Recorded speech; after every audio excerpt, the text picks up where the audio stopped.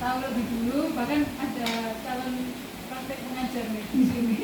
Calon praktek pengajar. Oke, di modul 1.4, jadi intinya ini tuh merangkum yang namanya materi-materi yang di dalam modul 1.4. Salah satunya adalah budaya positif tadi. Nah, di situ ada materi mengenai menciptakan budaya positif di sekolah. Jadi di jenjangnya kita adalah taman kanak-kanak ya, pendidikan anak usia dini. Dan pasti untuk membentuk budaya positif di sekolah kan memang tantangannya beda dengan jenjang yang di atasnya. Nah, di sini budaya positif di sekolah memang perlu dilakukan, dan kita semua kan adalah seorang guru memiliki peran untuk membangun atau mewujudkan budaya positif di sekolah. Dan budaya positif sendiri merupakan perwujudan dari nilai-nilai atau keyakinan universal yang diterapkan di sekolah. Budaya positif diawali dengan perubahan paradigma tentang teori kontrol. Selama ini barangkali kita sebagai guru merasa berkewajiban mengontrol perilaku murid agar memiliki perilaku sesuai yang guru harapkan, biasanya gitu, terutama anak usia dini ya. Perwujudannya, guru sering memberikan hukuman kepada murid yang melakukan kesalahan dan memberikan imbalan baik terhadap mereka yang melakukan perbuatan baik ataupun mereka yang sudah melakukan hal-hal tertentu yang sesuai target kita.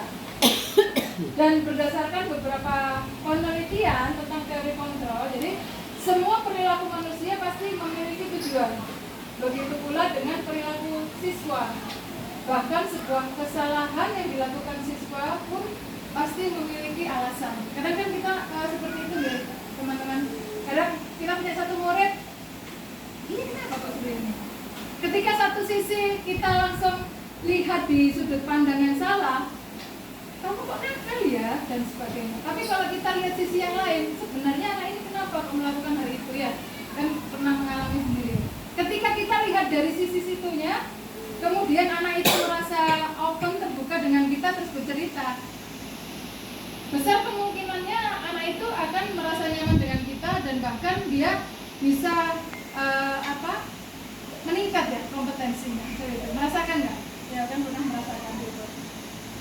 Nah,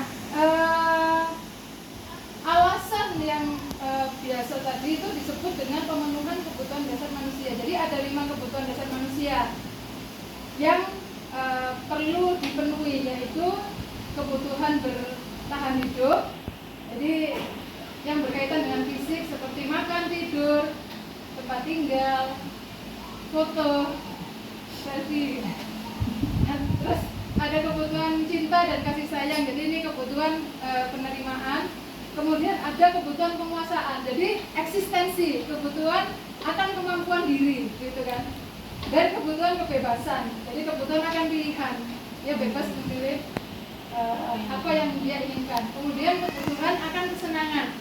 Tadi masuk selfie gitu. Oke, next. Akan kesenangan ya.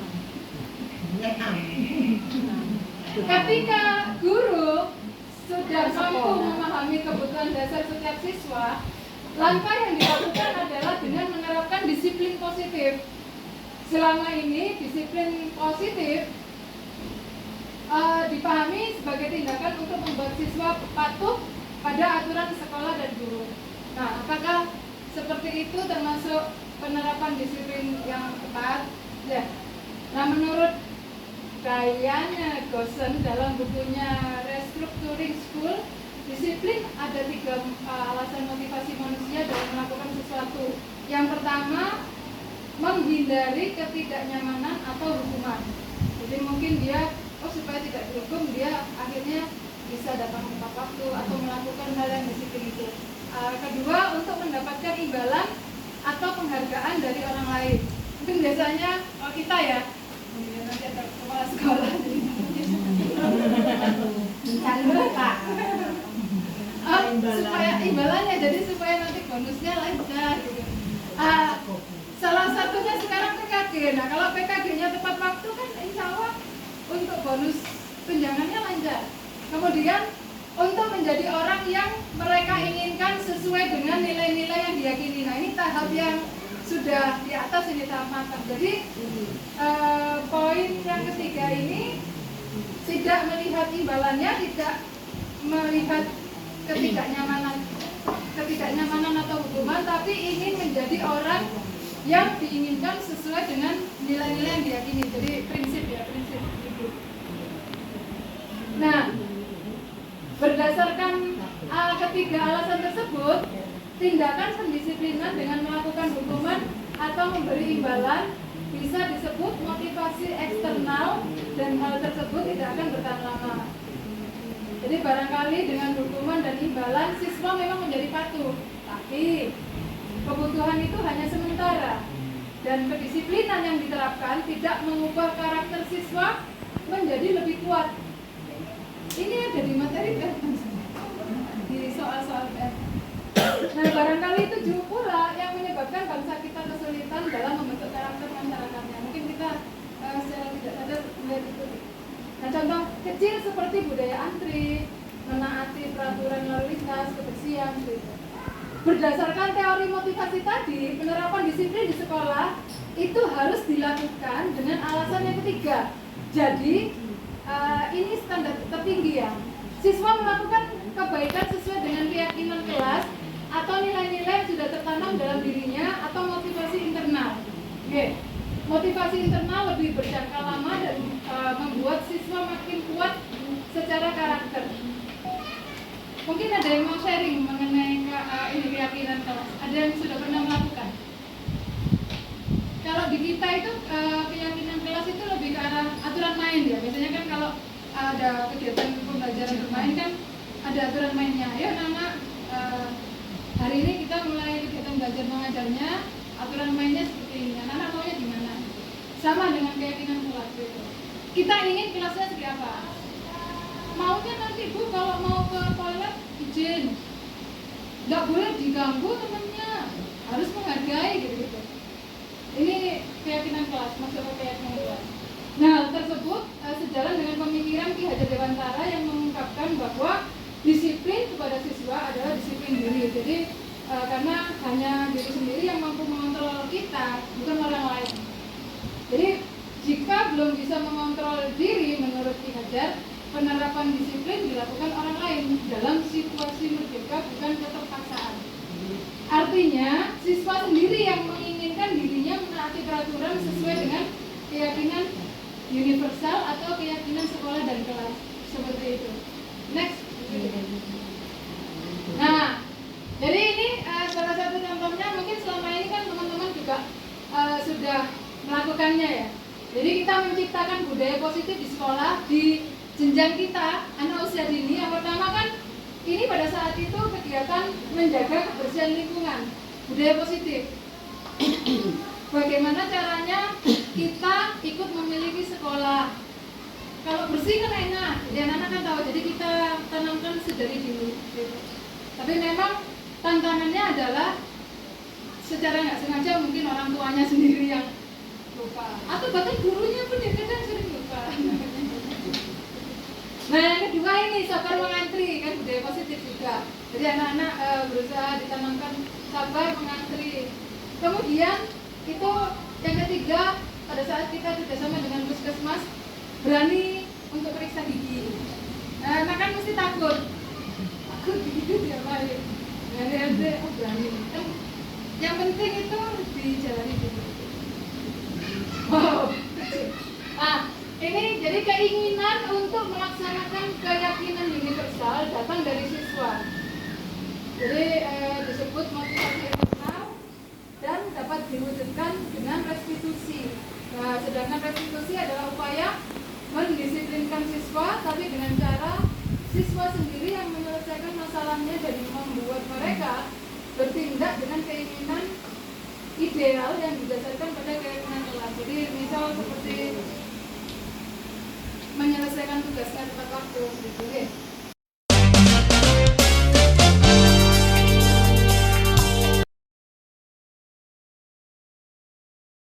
Jadi anak-anak berusaha ditanamkan sabar mengantri. Kemudian itu yang ketiga, pada saat kita kerjasama dengan puskesmas, berani untuk periksa gigi.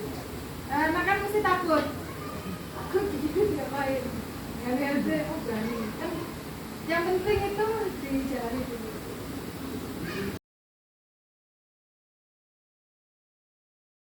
Mungkin ada yang mau sharing mengenai ini keyakinan kelas, ada yang sudah pernah melakukan. Kalau di kita itu keyakinan kelas itu lebih ke arah aturan main ya. Biasanya kan kalau ada kegiatan pembelajaran bermain kan ada aturan mainnya. Ayo anak-anak, hari ini kita mulai kegiatan belajar mengajarnya, aturan mainnya seperti ini. Anak-anak maunya gimana? Sama dengan keyakinan kelas gitu. Kita ingin kelasnya seperti apa? Maunya nanti Bu kalau mau ke toilet izin, nggak boleh diganggu temannya, harus menghargai gitu. Ini keyakinan positif dipahami sebagai tindakan untuk membuat siswa patuh pada aturan sekolah dan guru. Nah, apakah seperti itu?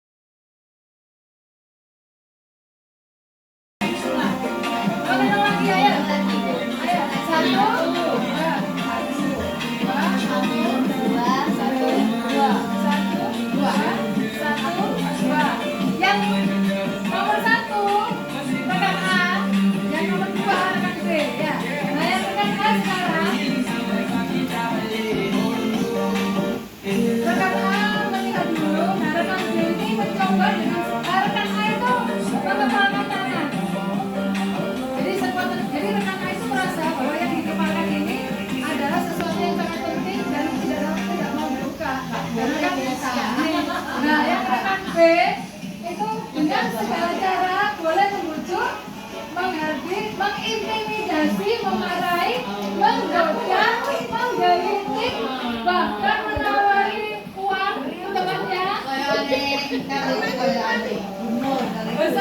Supaya rekan yang tadi untuk membuka tadi. Nah, cobalah kita lakukan. Jadi cobalah buka di atas secara bergantian. Kita punya waktu 30 detik ya. Mulai dari sekarang.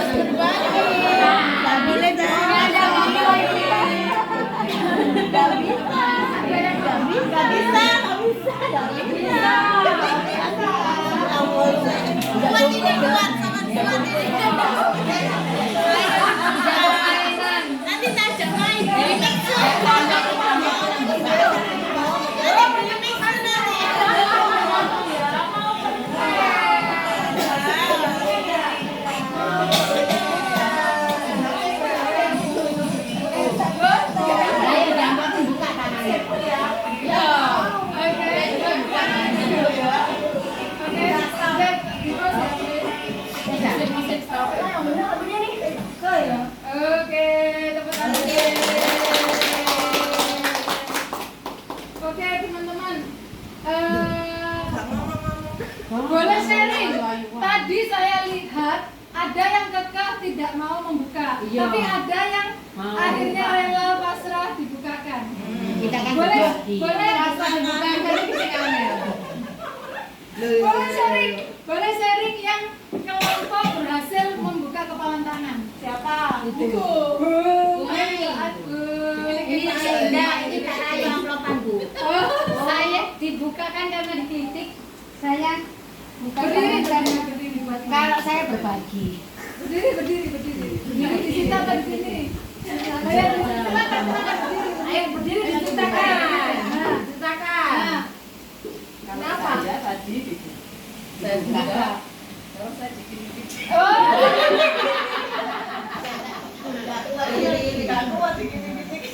Sampai nampak karena Saya buka karena memang sama saya diajak bermain penyiksaan fisik ya. Terima kasih Pak. Yang kakak tidak mau membuka dari tim biru sama tim coklat. Tapi ini juga mau, Mbak. Karena mau dibujuk beli mixu. Oh, itu bukan saya yang dibuka. Coba sharing Bu Ratna. Berdiri Bu. Ayo. Zoom Kak. Boleh.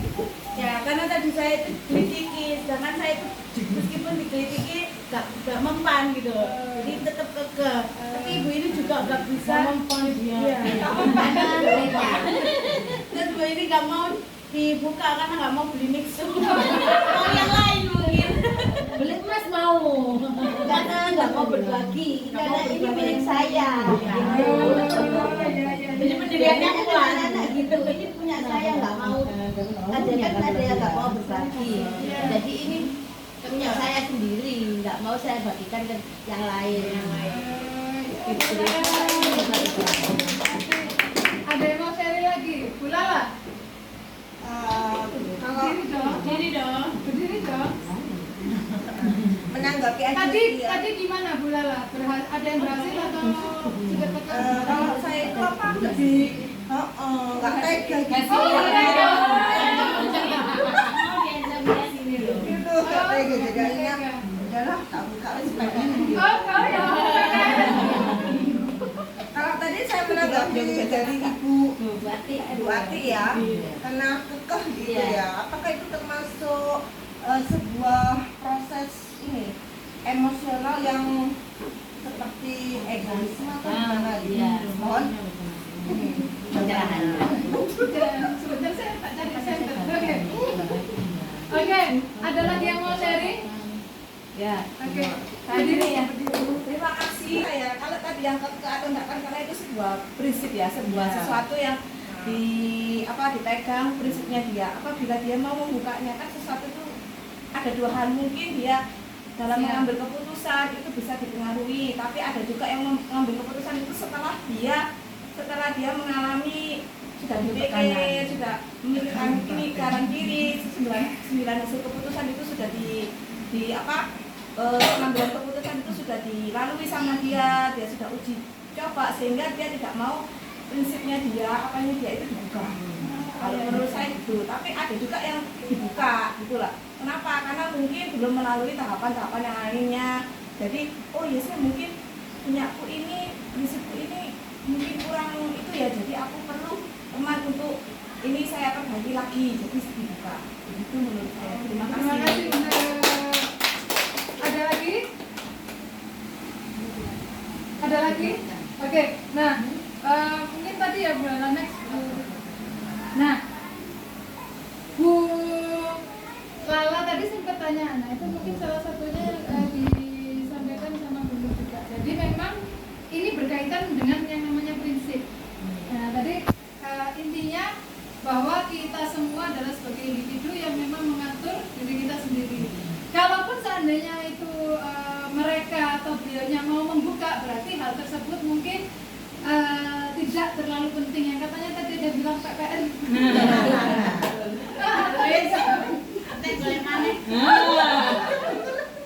Ada mungkin merasa loh ini Kasihan. ada yang kasihan. Kalau kita kadang apa ya? Memang Barang ini perlu. tapi hati-hati. Iya. Tidak semuanya bisa kita bagi ya. Oke, nah, jangan ya. Berbagi suami itu. Oh, itu ja. Tadi yang sudah kita lakukan adalah kegiatan romantik. Kita bersama rekan di samping melakukan kegiatan cobalah buka. Nah, katanya yang tadi jadi tugasnya menghafalkan salah satu tangan dan menyimpan sesuatu yang sangat berharga di dalam kepalan tangan kita. Dan tugasnya yang mengepalkan tangan itu menjaga sekuat tenaga, karena begitu pentingnya dengan kehidupan Anda. Nah, yang rekan satunya mencoba dengan segala cara untuk membuka kepalan tangan temannya, boleh dengan cara dibujuk, boleh menghardik, boleh mengintimidasi, boleh memarahi, menggoda, menggelitik, bahkan menawari dengan uang segar. Di Superindo ya. Dan supaya bisa bersedia membuka kepalan tangan. Jadi intinya dalam kegiatan ini kita bisa melihat setiap individu pasti punya pilihannya sendiri-sendiri, dan siapa sesungguhnya yang memegang kendali atau kontrol untuk diri kita, seperti itu. Nambahin Bu ya. Tadi Oke, berarti tadi Bu Afifah berarti itu apa namanya, tidak membujuk, tidak mengintimidasi saya gitu loh, cuman memelas gitu loh. Sangat banget Bu Lala Itu adalah trik jadi dari kayak membujuk. hati Membujuk rayu. hatinya gitu loh yang nggak dalam. Bahasa kerennya modus. Ya akhirnya saya gimana ya, Akhirnya terenyuh. kasihan terenyuh gitu Iya. loh. Dulu akhirnya baper. Jadi nggak harus itu merugikan saya, bukan, Nah, iya, nggak iya. selalu. Jadi ya udahlah gitu, kasihan aja, Iya. malah. Terima kasih Bu Lala. Sama-sama. Ini berarti Bu Lala punya karakter yang begitu mulia ya, baik hati. Iya kan? Iya, karena kan memang yang namanya kontrol diri itu kan berbeda-beda, dan yang pasti ada yang memang punya jiwa yang begitu mulia. Ketegoan. Salah satu, kalau bahasa ininya ketegaan ya, dan gitu. Dan makanya cocok sekali menjadi guru TK ya. Terima kasih. Nah, ilusi guru mengontrol murid. Jadi ini kita masuk di perubahan paradigma belajar. Kalau yang tadi jadi kaitannya memang tidak ada yang salah, tidak ada yang benar, karena memang semuanya itu adalah dikembalikan ke diri kita masing-masing. Sama seperti kita mengembalikan ke anak-anak. Jadi kontrol dirinya sampai sejauh mana. Hanya memang anak dalam anak usia dini, kita sebagai pendidiknya berusaha menanamkan disiplin positif ke anak-anak kita. Nah, ini perubahan paradigma belajar. Jadi ilusi guru mengontrol murid. Pada dasarnya kita tidak dapat memaksa murid untuk berbuat sesuatu jika murid tersebut memilih untuk tidak melakukannya. Seperti itu. Tapi ada juga murid yang ketika kita bujuk dengan cara kita, dia mau melakukannya. Nah, walaupun tampaknya guru sedang mengontrol perilaku murid, hal demikian terjadi karena murid sedang mengizinkan dirinya dikontrol. Ini seperti kasusnya Bu Lala tadi ya. Bu Lala mengizinkan ke temannya, kontrollah aku. Mengizinkan.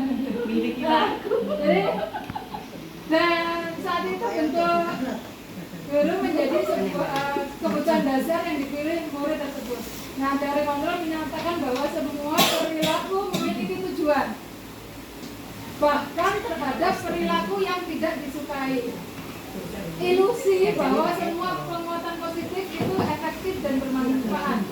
Nah, penguatan positif atau bukan adalah bentuk-bentuk kontrol segala usaha untuk mempengaruhi murid agar mengulangi suatu perilaku tertentu. Jadi ini adalah suatu usaha untuk mengontrol murid tersebut. Dalam jangka waktu tertentu, kemungkinan murid nanti akan menyadari ya. Jadi mungkin awalnya, nah seperti ini kan dikontrol sama yang pegang handphone. Nah kan mengikuti. Gitu. Nah dalam jangka waktu tertentu pembicaranya sadar. Kami tidak diajak. Gitu ya. Nah, jadi ini kembali ke murid. Jadi murid-murid itu belajar tentang diri mereka sendiri, gitu. Jadi kadang kalau sulit bagi guru untuk mengidentifikasi bahwa mereka sedang melakukan perilaku ini, karena seringkali guru cukup menggunakan suara halus untuk menyampaikan pesan negatif. Ya siapa yang biasanya?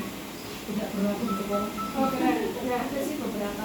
Ada yang dengan suara tinggi, ada yang suara halus, tapi dengan bahasa Halus dengan nada tinggi.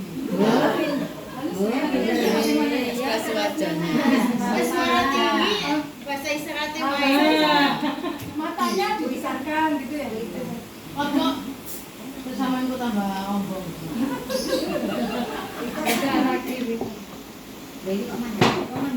Banyak orang dewasa percaya bahwa mereka memiliki tanggung jawab untuk membuat murid-murid berbuat hal tertentu. Jadi apapun yang dilakukan dapat diterima selama ada kemajuan berdasarkan sebuah pengukuran kerja. Dan pada saat itu pula orang dewasa akan menyadari bahwa perilaku memaksa tidak akan efektif untuk jangka waktu panjang. Dan nantinya sebuah hubungan perusahaan akan terbentuk. Oke. Next. Nah, di sini melalui ilusi kontrol menurut Dr. William, jadi guru mengontrol murid, ilusi bahwa kritik dan membuat orang merasa bersalah dapat menguatkan karakter. Ilusi bahwa semua penguatan efektif dan bermanfaat, dan ilusi bahwa orang dewasa memiliki hak untuk bekerja. Nah, biasanya kita merasa kita ini orang dewasa, kita bisa punya hak untuk memaksa, biasanya gitu. Nah, dalam membangun budaya positif, sekolah dapat menyediakan lingkungan menyediakan lingkungan yang positif, aman, nyaman, agar siswa mampu berpikir, bertindak, mandiri dan bertanggung jawab. Dan disiplin sangat berkaitan dengan kontrol guru terhadap siswa. 1 jam belum. Karena videonya dalam 1 jam. Nah, cut dulu Kak. Kemungkinan jawaban kita terhadap pertanyaan-pertanyaan pertama dan kedua bervariasi. Nah ini yang tadi ya. Jadi memang ada yang bersedia membuka, ada yang bertahan menutup. Pertanyaannya adalah siapa sesungguhnya yang memegang kontrol? Iya, ada yang dimiliki anaknya diberikan oleh. Gitu. Jadi ini stimulus respon, kemudian teori kontrolnya seperti apa. Nah, stimulus responnya adalah kebutuhan kita sama. Nah, di teori realitas kebutuhan kita berbeda. Dan di stimulusnya semua orang melihat hal yang sama, sedangkan di teorinya setiap orang memiliki gambaran yang berbeda. Tidak terlihat ya, saya bacakan ya. Di stimulus respon, kita mencoba mengubah orang agar berpandangan sama dengan kita. Dan di teori, kita berusaha memahami pandangan orang lain tentang dunia. Mungkin ada yang mau sharing di poin yang ketiga. Di stimulus respon, kita mencoba mengubah orang agar berpandangan sama dengan kita. Di teori kontrol, kita berusaha memahami pandangan orang lain tentang dunia.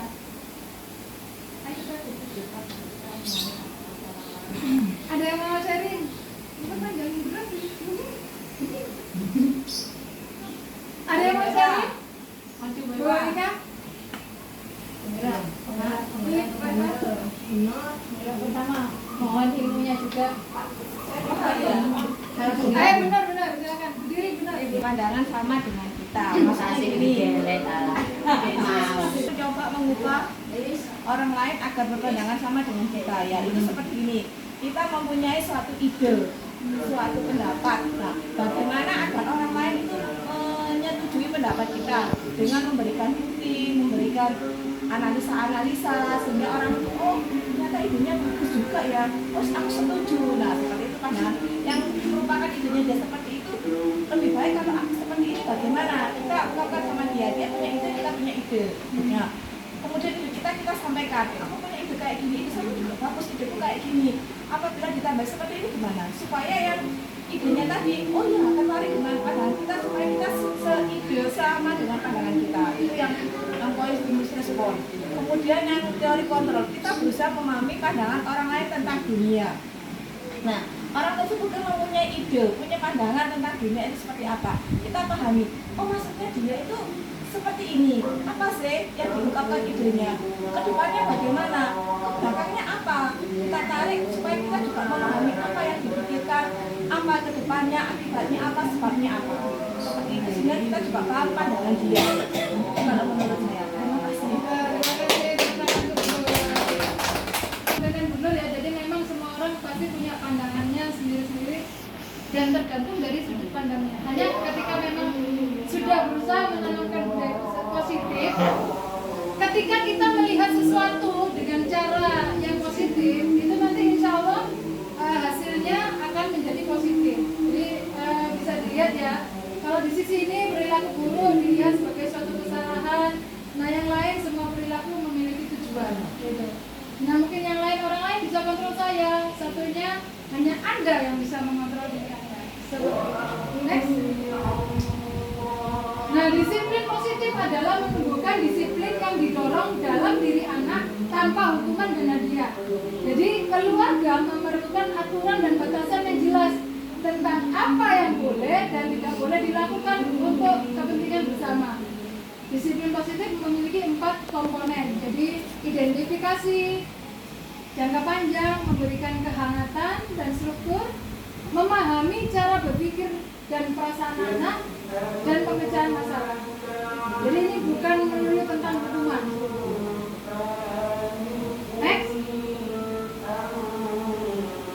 Nah, memiliki 4 komponen ya. Jadi selain mengidentifikasi tujuan jangka panjangnya, kemudian memberikan kehangatan dan struktur. Mungkin teman-teman bisa merasakan sendiri ya, ketika anaknya sering kali mendapatkan banyak cercaan, banyak makian, emosi marah dari orang tua, itu nanti mungkin semakin dewasa perilakunya berbeda dengan anak yang ketika dari awal kita berusaha memberikan kehangatan ke anak-anak, hasilnya pasti akan beda. Lebih nyaman dengan kita sebagai mungkin selain kita orang tua dan ini ya, anggapnya kayak teman. Dan berusaha memahami cara berpikir dan perasaan anak tanpa menyingkirkan batasannya. Tetap harus ada batasan. Nah, seperti ini. Jadi nilai-nilai kebajikan universal itu beberapa di antaranya adalah kemandirian, tanggung jawab. Jadi beberapa yang memang harus kita ajarkan ke murid-murid kita.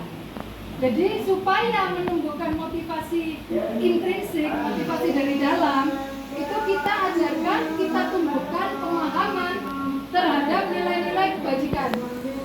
Salah satu yang penting adalah cinta Tuhan dan segenap isinya. Kemudian mandiri, bertanggung jawab, jujur, hormat dan santun, suka menolong, terus gotong royong, baik, rendah hati, toleransi, seperti itu. Nah, dalam bukunya Diane Gossen dalam bukunya Restructuring School Discipline menyatakan ada 3 motivasi perilaku manusia. Jadi posisi terendah adalah ketidaknyamanan atau hukuman. Yang kedua, supaya mendapatkan imbalan atau penghargaan dari orang lain. Dan posisi yang paling tinggi adalah untuk menjadi yang mereka inginkan dan menghargai diri sendiri dengan nilai-nilai yang mereka. Next. 5 kebutuhan dasar memiliki tujuannya. Jadi ada yang membutuhkan rasa kasih sayang dan rasa diterima. Ada kan anak yang seperti itu, biasanya anak-anak yang suka mencari perhatian. Oke. Jadi ketika seorang murid melakukan suatu perbuatan yang bertentangan dengan nilai kebajikan atau melanggar, bisa jadi itu karena mereka gagal memenuhi kebutuhan dasar mereka. Terkadang mereka ingin diperhatikan. Next. Nah, restitusi sendiri adalah proses menciptakan kondisi bagi murid untuk memperbaiki kesalahan mereka sehingga mereka bisa kembali ke kelompok mereka. Jadi contohnya adalah ketika habis melakukan kesalahan, biasanya guru kan mendamaikan. Selesai, dan kan kembali lagi ke teman-teman. Bukan malah memberi batasan.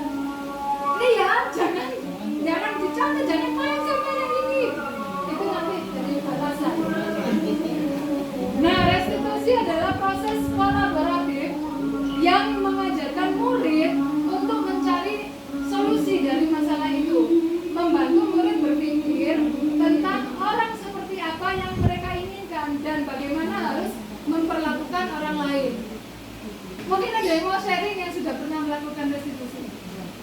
Saya rasa teman-teman itu pasti pernah. Iya. Ternyata yang melakukan ini namanya restitusi.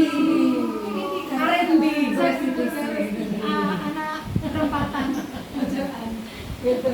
Jadi memang penekanannya adalah bukan bagaimana berperilaku untuk menyenangkan orang lain atau menghindari ketidaknyamanan, namun tujuannya adalah menjadi orang yang menghargai nilai-nilai kebajikan yang mereka percaya.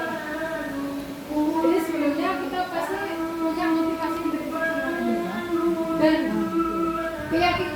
Ini dikembalikan lagi ke keyakinan kelas yang tadi. Jadi pada dasarnya ketika murid sudah menyadari akan keyakinan kelas akan terbentuk kedisiplinan.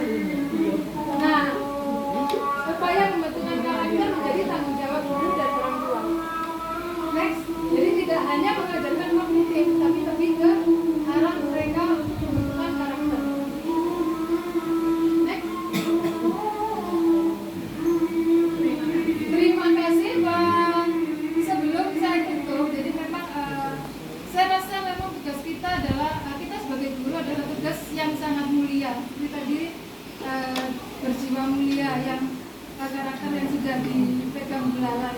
Jadi mungkin dari sini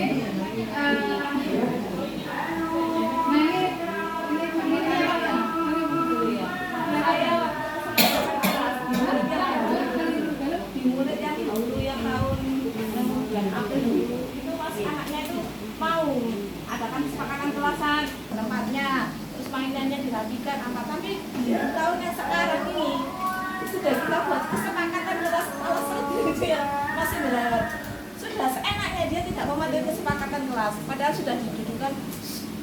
Sudah. Nah itu bagaimana caranya ya, dengan saya diberi motivasi agar anak ini mau kesepakatan kelas itu mau dipatuhi. Padahal yang lainnya sudah iya, yang tinggal satu anak itu. Pada yang tahun kemarin itu anaknya kebetulan enak gitu, jadi kesepakatan kelasnya apa hari ini apa ini gini dia selalu mengutarakan pendapatnya gini oke sudah dipatuhi. Jika kemarin itu juga ada yang melakukan kesalahan, dia menyadari ketika kemarin ini jatuh mainannya terus mainannya diberikan sekolah aku tak rapikan. Oke, dan dia pulang sekolah ganti baju kembali ke kelas dia rapikan, terus ada temannya yang belum pulang dibantu. Nah untuk yang tahun ini kita buat saya sama kesepakatan kelas misalnya pagi kesepakatan kelas hari ini apa ini sudah deal ya kalau yang enggak bagaimana ini dia yang melontarkan, tetapi ada salah satu siswa yang tidak mau, dia sudah seperti itu. Nah itu menurut dengan bagaimana cara menanggapi si anak yang satu ini.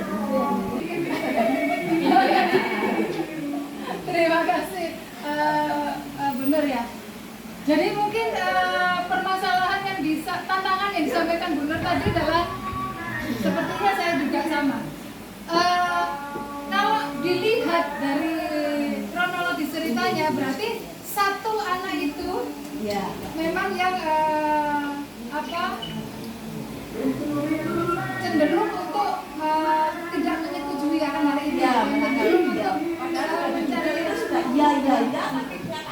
Cenderung dengan melakukan tidak persetujuan. Nah, itu bisa dikatakan jadi rezeki-rezekinya kita ya. Tapi terus bisa kita lakukan proses segitiga restitusi ke anak tersebut. Jadi kita lakukan segitiga restitusi kepada si anak tersebut, kita arahkan, kita ajak sharing. Jadi sebenarnya dia keyakinan dari dalam dirinya itu seperti apa? Kenapa dia kok tidak mau menyepakati keyakinan kelas yang sudah didiskusikan bersama teman-teman? Nah, kemudian alasannya apa? Jadi seperti di tahapan segitiga restitusi kan pertama kita tanyakan dulu ya, kenapa? Kemudian kita yakinkan ke mereka mengenai keyakinan kelas, keyakinan nilai kebajikan itu tadi.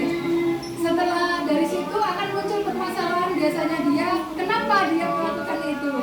Kemudian setelah itu biasanya sudah dapat solusi dan kita lanjutkan dengan kita kesepakatan. Begitu mungkin bisa. Tapi anaknya nggak bisa. Sudah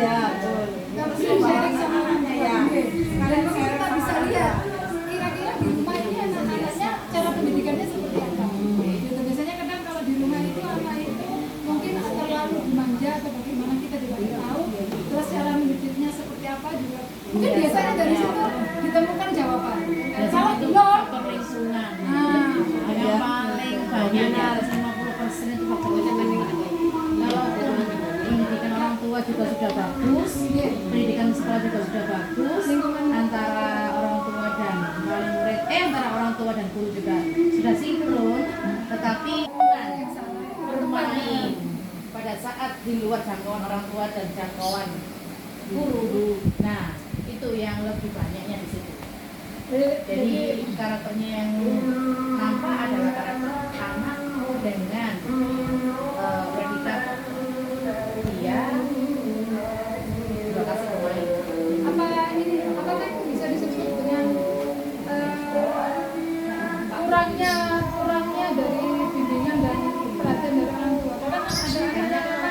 Karena ada biasanya orang tua bekerja terus anaknya sudah berhenti dari gurunya masuk ke rumah, ternyata tidak ada orang tua dan orang tua bekerja di luar, hasilnya bermain dengan tetangga yang ada. Tetangga pun juga meskipun orang tua kadang kan omongannya juga ya beda sesuai, jadi mungkin anak ini akhirnya meniru karena pola yang dilihat dan didengar sama dia adalah orangnya ya itu saja. Jadi yang kita masuki kebaikan hanya sekian persen dari jam-jam selama satu hari. Nah, kita kalah dengannya biasanya dia dengan dari lingkungan seperti itu. Iya. Tapi memang itu kan fenomena yang memang tantangan yang sering terjadi di sekitaran ya. Tapi memang insya Allah kalau diawali kan begini ya, teori sama yang dilakukan di realita, memang kan sedikit beda dengan yang namanya timbangan. Tapi kalaupun dengan kita sudah mengikuti tahapannya dan dengan apa tadi itu loh, ketulusan hati ya, insya Allah pasti akan bisa. Kan nggak mungkin kita nambah jam anak-anak Itu bisa terjadi pada saat anak sudah matang usianya. Pada saat anak matang di usia TK, tetapi karakter itu kan harusnya ada di usia SD. Ya kita di situ. usia yang Terus nanti di SD tidak bisa anak ini terus di TK kan mungkin juga. Jadi ya untuk pematangannya berarti bukan pada saat TK, belajar lebih di SD. berarti kan di jenjang yang kita sekarang memang kita tanamkan di poin-poin awalnya. Semoga iya, karena SD kan waktunya durasinya 6 tahun. Kita hanya 2 tahun. Dengan anak yang biasanya tidak sekolah di rumah dengan lingkungan yang seperti itu, kemudian masuk sekolah, ya ini juga akan membawa pengaruh juga ke temannya. Tetapi sudah mungkin sudah berkurang untuk presentasinya, tidak sebesar pada saat dia masuk awal. Ya, Tetapi masih ada, karena lingkungan itu tadi mempengaruhi dia. iya betul. Jadi seperti itu. Kalau kemarin itu kayak ya kemarin yang sempat belajar di Pulau Bali itu kan saya lihatnya memang anak itu pas-pasan. Padahal kalau memang dari sudut pandangnya diajar itu kita hanya menebarkan karakternya. Kita tebarkan yang baik, yang tidak baik dituliskan. Dulu pemahamannya ya anak itu kita mungkin Seringnya yang saya temui malah orang tuanya yang diajak ngobrol dengan diberikan ada karena mungkin juga kamu tahu ini kenapa kok seperti di sekolah itu dia sulit kita seperti apa mungkin dari orang tuanya pun belum paham dengan yang namanya restitusi peraturan di rumah itu belum ada. Jadi mereka belum sering tapi kadang blok tidak ada peraturan aja. Tidak ada peraturan ini timingnya kamu jam belajar, jam sholat, jam berapa tidak ada. Begitu anak masuk ke sekolah menemui kita sama orang asing ya kan, orang tuanya dan memberikan kita memberikan mereka peraturan apa-apa gitu. Mereka bingung siapa kamu gitu. Dia mama kamu betul tapi mamaku papaku nggak ngasih peraturan di rumah. Kenapa kamu ngasih aku punishment loh? Kamu menjadikan aku reward. Kamu beginikan aku, kamu ngasih aku peraturan. Tapi mereka kayak mikir, halo ngapain, aku di rumah juga nggak diapa-apain. Begitu dikonfirmasikan ke orang tuanya itu jawabannya, oh jadi harus begitu ya Bu Guru di rumah itu. Jadi rasanya kita nggak ngajari anaknya aja, Orang kita tuanya. ngajari orang tuanya juga. parenting. Parenting ya. Kaitannya sama parenting. Jadi akhirnya nanti ini berkesinambungan terus seperti ini. Jadi ya banyaknya seperti itu dan Tantangan itu dengan lingkungan kita non sewu yang seperti ini tak sama tahu. Jadi ya kita nggak bisa menyalahkan memang kesibukan orang tua yang memang dua-duanya harus mencari uang selesai kan ya. benar. Belum. Ini apalagi mungkin ini tantangan ya. Iya. Bismillah. Jadi istilahnya anak kenyang nggak kenyang yang penting berangkat sekolah. Iya, betul. Kadang ya sudah yang penting aku udah kasih makan, entah makannya itu gizi atau tidak. Yang penting aku udah kasih makan, tak berangkatkan ke sekolah. Terserah Bu Guru mau diapakan. Yang penting anakku bisa ngojek sekolah. Itu. Nah, masalah karakter Nah, kalau pengalaman saya itu dari sebelum kita menerima murid, kita itu kan tanyakan dulu apa yang namanya itu screening ya. Screening ya. Kita screening dulu anaknya, kemudian orang tuanya itu menyekolahkan kita itu tujuannya apa? Apa? Nah itu sekarang kita boleh kita tanyakan, kemudian kita adakan rapat, kita akan parenting, kita semakan dari sekolah itu seperti ini, visi-visi kita gini. Jadi antara orang tua sama yang punya sekolah yang kepentingan mempunyai visi dan misi yang sama. Misalkan pendidikan di sekolah seperti ini, nah diharapkan di rumah seperti ini. Yang misalkan yang namanya aku pengen bisa mekanis tuh, nah kita pahami. Nah itu makanya di awal kan di screening dulu anaknya, kemudian kita dalam parenting gitu. Kalau menurut saya itu dari awal-awal saya juga waktu itu oh iya ya benar ya, jadi harus diadakan screening. Dan screening itu tidak hanya satu pada waktu masuk nanti kelas naik tingkat juga diadakan lagi. Screening itu setiap tahun diadakan. Nah, kalau menurut saya supaya kita juga gurunya juga enak. Oh anak ini ternyata screening kan ada macam-macam. Selain kita tahu minat bakatnya dia, kita juga tahu oh dia itu di audio, oh dia di visual, oh dia di kinestetik. Jadi memudahkan kita juga. Iya, benar. Nah masalahnya Kenapa ya? Kita sampaikan di DM. terima kasih. Terima kasih. Ini kan karena adzan ya, tapi kita sudah masuk di tahap akhir. Jadi sekalian saya tutup. Sebelumnya terima kasih atas sharing tambahan ilmunya dari Bu Nur, Bu Ika Umi, sama Bu Tria. Jadi memang ini satu wawasan yang baru untuk kita semua dan bisa kita ambil sisi positif, kita aplikasikan ke kehidupan sehari-hari. Untuk keyakinan kelas yang untuk anak pendidikan usia dini salah satunya karena yang sederhana saja.